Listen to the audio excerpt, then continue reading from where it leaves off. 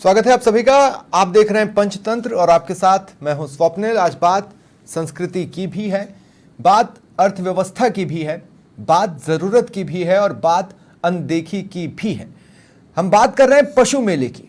देखिए, राजस्थान में ग्रामीण अर्थव्यवस्था से जुड़ा ये एक बड़ा मेला होता है, लेकिन यहाँ बेचने आने वाले पशुपालकों और खरीद कर ले जाने वाले पशुपालकों की अपनी अपनी समस्याएं हैं, जिन्हें अगर समय रहते एड्रेस किया जाता तो वो परेशानियां दूर हो जाती और पशु मेला पूरे परवान पर होता। लेकिन नागौर जिले में खासकर दो जगहों पर पशु मेला लगता है और दोनों ही जगह अगर आप पुराने लोगों से बातचीत करेंगे, बुजुर्गों से बातचीत करेंगे तो वो बताएंगे कि किस तरह से ये मेला सजता था, किस तरह से ये मेला भरता था। लेकिन सुप्रीम कोर्ट के एक आदेश के आने के बाद से मेला फीका होता चला गया, परेशानियां बढ़ती चली गई। परेशानियों को तो ऐसा हो गया है कि ये कम होने का नाम नहीं ले रही हैं, बल्कि हर पल के साथ बढ़ रही है। हो सकता है ये कार्यक्रम खत्म होते होते एक और नई परेशानी उस फहरिस्त में शुमार कर जाए। ऐसा क्यों है और क्या सॉल्यूशन हो सकता है? इसी पर बातचीत के लिए आज मेरे साथ एक पैनल जुड़ रहा है, जिससे आपको इंट्रोड्यूस करवा देता हूं।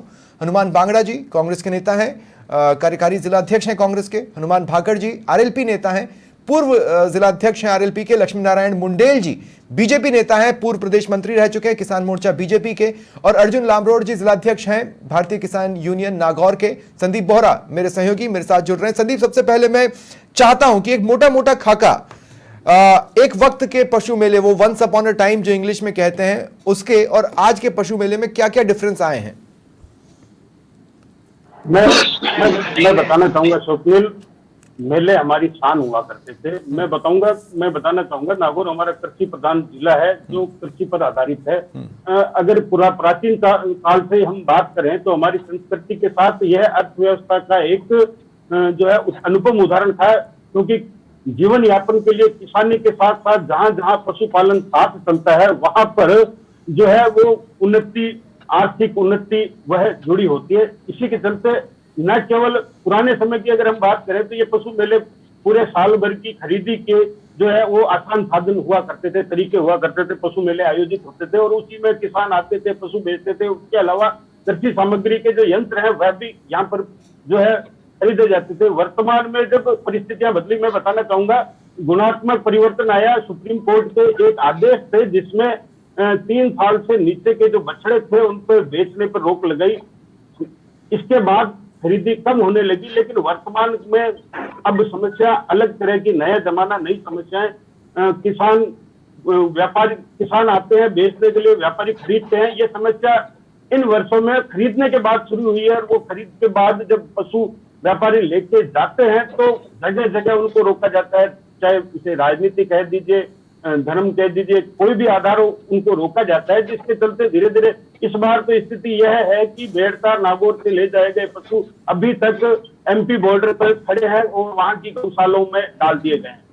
जिसके चलते अब यह चिंता होने लगी है कि व्यापारी आएंगे तो पशु खरीदेंगे। अगर व्यापारियों को इस तरीके से मेला खत्म होने के 1.5 महीने भर बाद भी अगर खरीद के बाद अगर वो अपने गंतव्य स्थान पर नहीं पहुंचा पाते हैं तो निश्चित रूप से आगामी मेलों में उसका असर पड़ेगा। जी ठीक है संदीप, देखिए अब हुआ क्या है, बीते कुछ समय में शक के आधार पर भी सड़कों पर हमने भीड़ को अपने ही तरीके से काम करते देखा है। लोगों के अपने अपने शक होते हैं और उसकी वजह से प्रशासनिक अमला भी फूंक फूंक कर कदम रख रहा है और लोग तो जिस तरह से बिहेव करते हैं वो तो कर ही रहे हैं।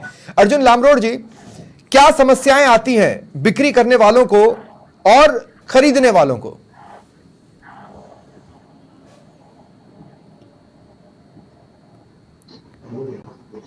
अच्छा, अर्जुन जी तक मेरी आवाज नहीं जा रही है। अब मैं चाहूंगा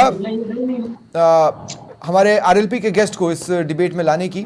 हनुमान भाकर जी, मैं आपसे पूछ रहा हूं, बीते कुछ दिनों पहले हनुमान बेनीवाल के साथ आरएलपी कार्यकर्ता जाते हैं और एक ज्ञापन सौंपते हैं इसी मसले से जुड़ा हुआ। क्या कुछ आरएलपी ने रीड किया है या आरएलपी तक क्या बातें आई हैं? देखिए, मेले हमारी संस्कृति और साथ साथ हमारे कमाकर खाने का जरिया है। प्रदेश की ज्यादातर आबादी है वो गांव में निवास करती है और कृषि और पशुपालन ही हमारा काम है। तो अगर इस तरह किसी हाई कोर्ट या सुप्रीम कोर्ट के आदेश की आड़ में कुछ तथाकथित गो भक्त इस तरह से पशुपालकों और व्यापारियों के साथ बर्ताव करते हैं, तो इससे आम किसान है, वो पशुपालक है, वो उनका घर प्रभावित होता है। पशुपालन का जो काम करते हैं हम लोग किसान भाई, पशुपालन खेती के साथ साथ पशुपालन भी बड़ा नहीं तो काम आपने है। अपने और अगर ज्ञापन में इसमें समस्याएं इस क्या तरह क्या की लिखी हरकतें रहती हैं? है, आपने अपने ज्ञापन में समस्याएं क्या क्या लिखी हैं?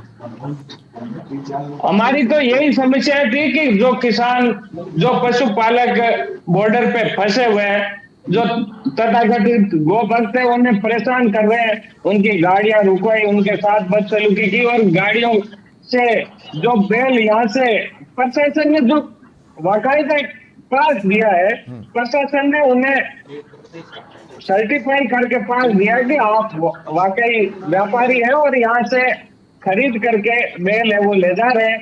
तो एक तरफ प्रशासन उनको पास दे रहा है और यहाँ से रवाना कर रहा है, दूसरी तरफ जो लोग इन्हें परेशान कर रहे हैं उनके सामने प्रशासन मौन बैठा है। तो इससे ये जाहिर होता है कि सरकार किसानों और पशुपालकों की कोई हिमायत करने वाली नहीं है। सरकार तो केवल और केवल झूठी, और ये जो गो भक्त के नाम से लोग परेशान कर रहे हैं। दो सेकंड भाकर साहब, एक बात बताइए, जब आप सरकार कह रहे हैं तो किस सरकार की बात कर रहे हैं? अभी वर्तमान में सरकार है उसी को कह रहे हैं। 3 महीने में ये स्थितियां बनी है?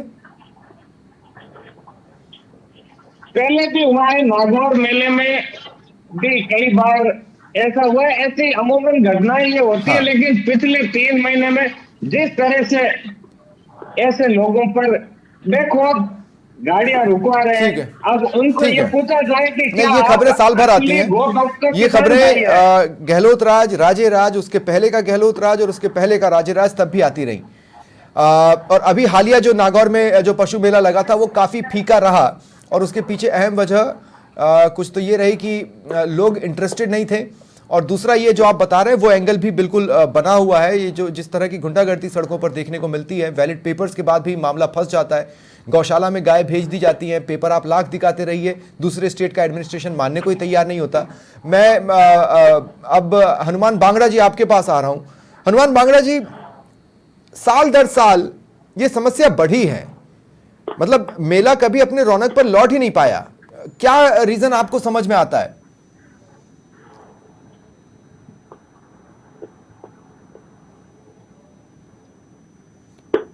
बांगड़ा जी, मेरी आवाज मिल रही है आपको? नहीं, बांगड़ा जी तक मेरी आवाज नहीं जा रही है। ठीक है, मैं बीजेपी की आपकी आवाज तो मेरे तक ही आ रही है। बांगड़ा साहब सुन रहे हैं आप मुझे? ठीक है, मैं लक्ष्मी नारायण मुंडेल जी आपके पास भी आना चाहता हूं। सियासी टिप्पणियों से इतर, सियासी वार पलटवारों से इतर, ये बात तो फैक्ट है कि पशु मेला, अगर आप भी इलाके में घूमते हैं और लोगों से जुड़ते हैं तो आपको भी पता होगा कि वो अपनी रौनक खो चुका है। लोग यहां परेशान अवस्था में ही आते हैं और यहां से और परेशान होकर ही लौट रहे हैं। क्या कारण हो सकता है? देखो, इसमें एक आपसी सामंजस्य का अभाव है।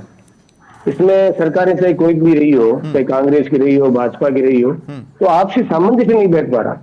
पशुपालक अपने पशुधन को भेड़ों में बेचते हैं, खरीदार आते हैं, लेकिन उससे पहले जो एक वार्ता होनी चाहिए इनके आपस में। अब बात हनुमान जी ने कहा कि भाई सरकार 3 महीनों में, तो ये 3 महीनों की तो व्यवस्था है, ये तो कम से कम 15 से 20 साल पुराना मामला हो गया, और इसके बीच में कितनी सरकारें आई।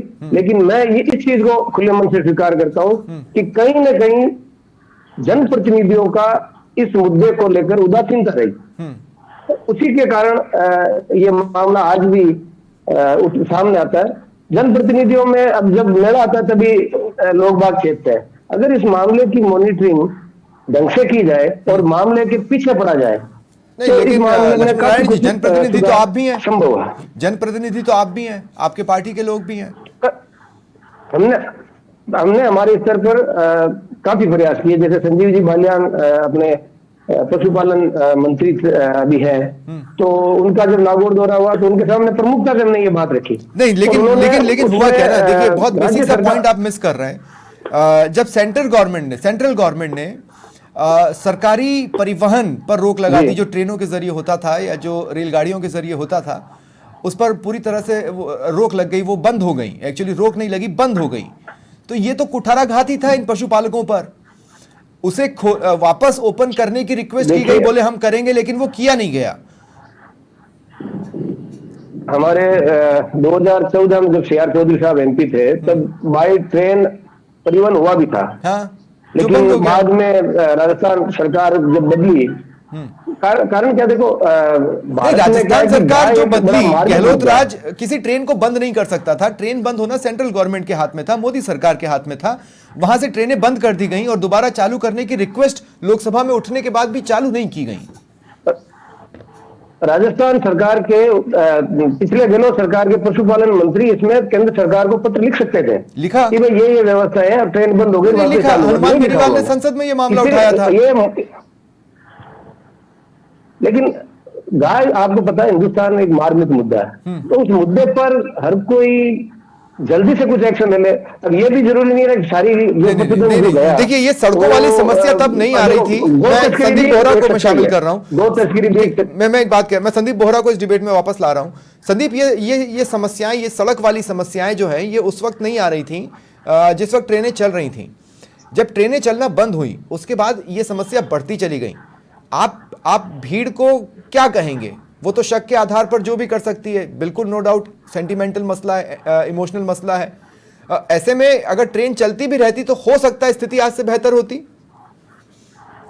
देखिए, ये जो मामले हैं, मैं आपको बताना चाहूंगा, अगर हम अभी वर्तमान की बात करें तो राजस्थान बॉर्डर क्रॉस कर चुके थे ये लोग व्यापारी। बॉर्डर और बॉर्डर के बाद में ये समस्या इन ट्रकों को रोका गया है। मैं बताना चाहूंगा, जिला कलेक्टर द्वारा लेटर दिए गए थे, ऑथेंटिक लेटर दिए गए थे। मेरे को लगता है समस्या हम समझ रहे हैं उससे ज्यादा बड़ी है। निश्चित रूप से इस मामले को लेकर केंद्र सरकार से लेकर अंतर्राज्यीय कोई समझौता हो, या व्यापारियों को ऐसा सर्टिफिकेट, क्योंकि जो रोका जाता है वो इस शक में रोका जाता है कि ये जो पशु लाए गए हैं ये कहीं काटे जाने के लिए तो नहीं है यहाँ पर, और इसको कोई सर्टिफाइड नहीं कर सकता। समस्या तकनीकी समस्या जिसको आधार बनाया जाता है, तो इसको साबित नहीं किया जा सकता, कोई नहीं करता कि ये व्यापारी जो है व्यापार के लिए ले जा रहे हैं। यहाँ जाके शक का माहौल शुरू होता है। नहीं तो ऐसे में सवाल तो ये है ना कि वैलिड पेपर्स क्या बॉर्डर क्रॉस करते ही वैलिड नहीं रह जाते?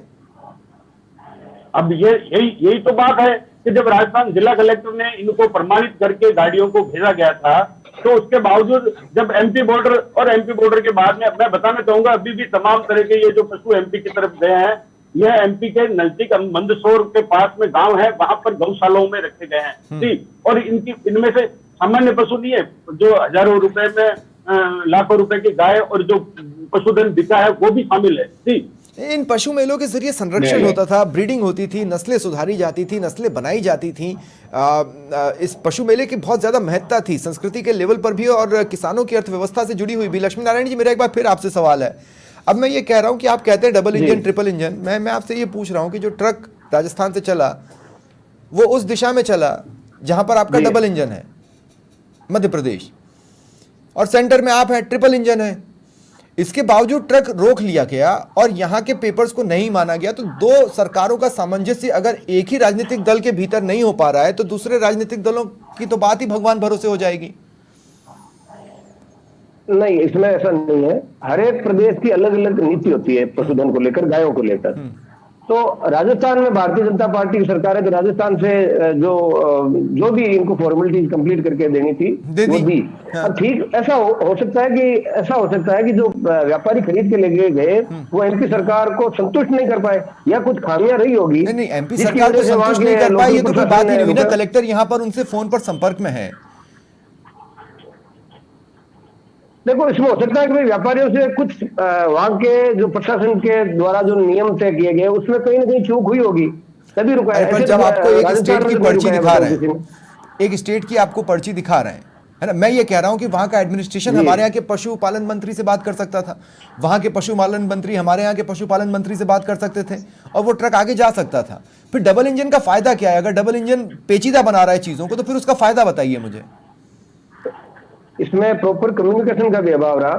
थोड़ा पूरा देश अभी चुनावी मोड में है। हालांकि हमारे जनप्रतिनिधियों ने लिखा है इसका, हमारी जो लोकसभा प्रत्याशी थी ज्योति जी मिर्धा, उन्होंने बिल्कुल लिखा है, वहां के प्रशासन को लिखा है, और सीआर चौधरी और वहां साहब का ने लिखा है। प्रशासन कोई मान नहीं हमने रहा, हमारे जबकि वहां पर पशुपालन भाजपा की मंत्री को भी सरकार लिखा है, नई बनी सरकार है, नए सीएम की साथ की सरकार है, पता नहीं एमपी वाले सुन क्यों नहीं रहे?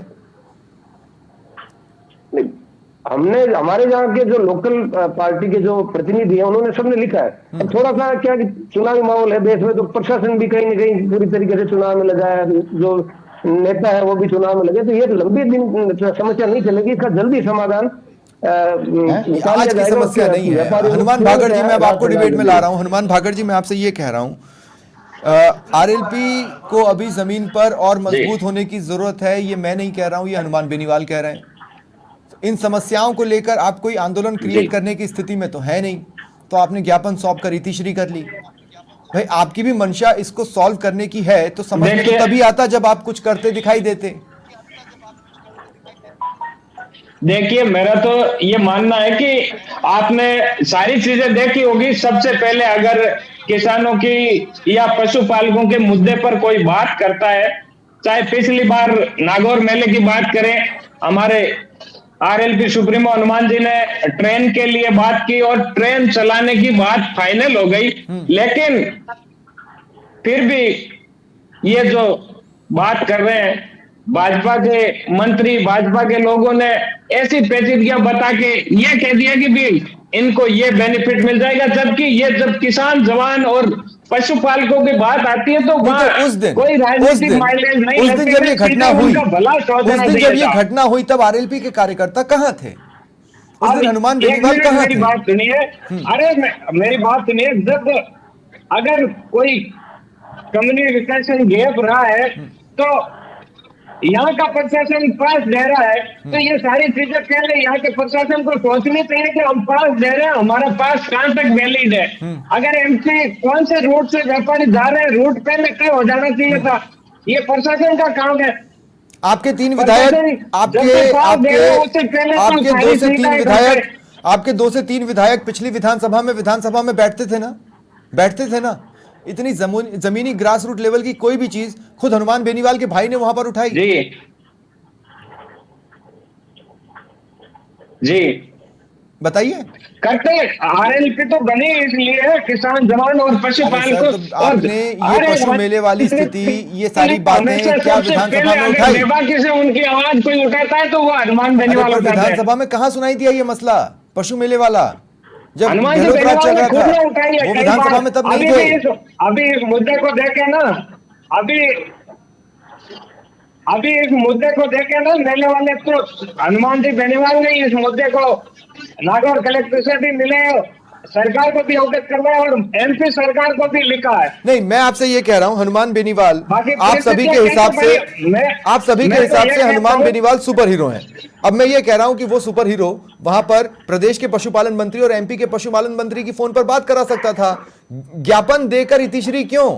आगे क्या किया? मसला तो ये है ना, हनुमान बेनीवाल कर सकते थे, उनका फोन कौन नहीं उठाता भाई? नहीं, वो तो खड़े रहे, प्रयास किया उन्होंने, मंत्री से भी बात की है, यहाँ अपने सरकार में बैठे प्रशासनिक अधिकारियों को भी अवगत करवाए, लेकिन मुद्दा ये नहीं है कि कोई आदमी फंसे और उसके बाद उसका सॉल्यूशन हो। मुद्दा बात ये है कि फंसे ही क्यों? उन लोगों पे कार्रवाई होनी चाहिए जो बिना कोई हक और बिना किसी अधिकार के चलते हुए व्यक्ति को रुकवा ले। ऐसे तो मैं एक सवाल जरूर मैं बीजेपी से और लेना चाहता हूं, एक सवाल और मैं बीजेपी से यहां पर लेना चाहता हूं। लक्ष्मी नारायण मुंडेल जी, मैं आपसे ये कह रहा हूं, मतलब चुनाव चलेंगे तो क्या आम लोगों की समस्याएं कोई देखेगा नहीं? उन्हीं लोगों के लिए चुनाव लड़ा जा रहा है, उन्हीं लोगों को देखा नहीं जाएगा, ये क्या बात हुई? इन्होंने जो ज्ञापन दिया वो ज्ञापन नजर में आया, लेकिन हमारे नेताओं ने भी लिख के दिया। मैं वो नहीं कह रहा हूं। आपने अभी थोड़ी देर पहले मुझसे कहा, आपने अभी थोड़ी देर पहले इस चर्चा में मुझसे कहा कि चूंकि चुनाव चल रहा है, चुनाव चल रहा था तो शायद कहीं कम्युनिकेशन गैप रह गया। मैं कह रहा हूं कि चुनाव चल रहा है तो आप इन्हीं लोगों की भलाई के लिए आना चाहते हैं ना सत्ता में, इन्हीं लोगों की भलाई की बात करके सत्ता में आए। चुनाव चल रहे होंगे तो इन लोगों की बात सुनी नहीं जाएगी, इन लोगों की बातों का सोल्यूशन नहीं निकलेगा। चुनाव जनता से बड़े हो गए। चुनाव चल रहा तो नेताओं ने प्रशासन को लिखा, एमपी प्रशासन को लिखा, अब वहां कहीं ना कहीं प्रशासन को वो व्यापारी संतुष्ट नहीं कर पा रहे हैं। अरे व्यापारी को संतुष्ट करने के लिए क्या चाहिए? कागज का टुकड़ा, वो कागज का टुकड़ा उनके पास है, उसके बाद तो जो होना है वो तो बातचीत के आधार पर होना है। ये व्यापारी सही हो सकता है, ये व्यापारी सही है, लेकिन गो तस्करी भी अपने आप में एक मुद्दा है, गो कसी अपने आप में मुद्दा है। तो इसकी वजह से गाय का अर्जुन लामरोड जी अपने साथ जुड़ चुके हैं। हैं अर्जुन लामरोड जी जो कि जिला अध्यक्ष हैं भारतीय किसान यूनियन के, वो और बेहतर तरीके से इस बात को बता पाएंगे। लामरोड जी, मैं आपसे पूछना चाहता हूं कि किस तरह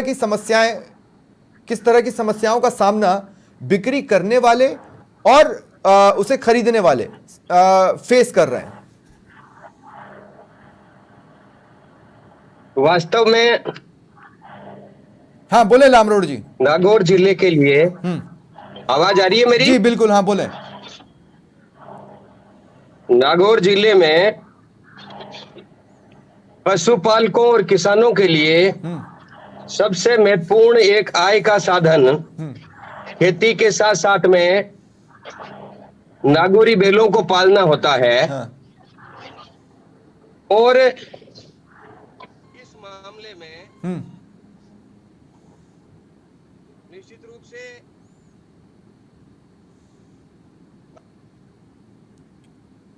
बोले लामरोड जी, हम सभी सुन रहे हैं, आप बोलते रहिए। की जो मदद करनी चाहिए हाँ वो नहीं की है। हम यदि बात करें, हमारे भाई लीलू जी ने एक बात बताई थी अभी कि ये पशु जो रोके गए हैं, बैल जो रोके गए हैं, वो राजस्थान से बाहर है।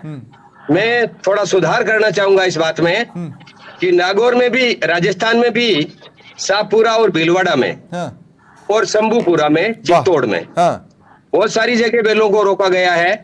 अच्छा। और बड़ी दुख के बाद साथ कहना पड़ेगा कि एक कोठारी जी एमएलए वो उनको उकसाते हैं कि आप तो इनके हाथ पैर तोड़ दो, जो खरीदार आए उनके हाथ पैर तोड़ दो।